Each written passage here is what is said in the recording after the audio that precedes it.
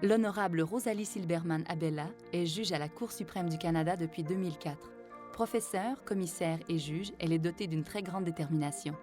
Madame Abella est une grande juriste et ses travaux de juriste ont contribué de façon très concrète au mieux-être de nos citoyens. Mais Madame Abella est aussi, et je dirais avant tout, un modèle de citoyenne, un modèle de femme qui a osé. Son parcours pour accéder à sa nomination de juge à la Cour suprême a été celui d'une grande pionnière.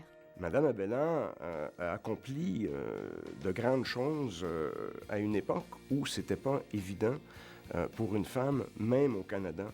Mais elle est nommée à la magistrature à 29 ans.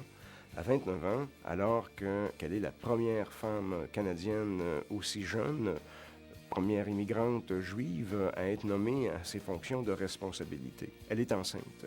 C'est aussi une première.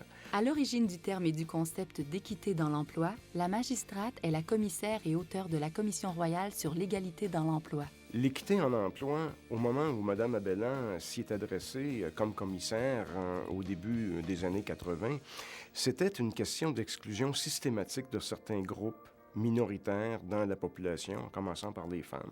Exclusion de l'emploi. Dans sa toute première décision relative à la Charte des droits et libertés, la Cour suprême du Canada a adopté les théories sur l'égalité et la discrimination élaborées par la juge Abella.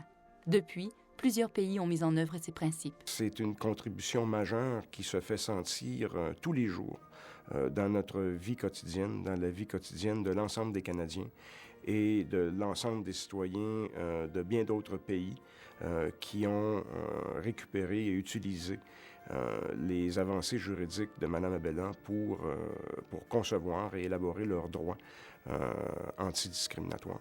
Conférencière au Canada et sur la scène internationale, elle détient plus d'une vingtaine de diplômes honorifiques. À l'échelle nationale, la juge Rosalie Silberman-Abella a façonné la politique en matière de droit à l'égalité.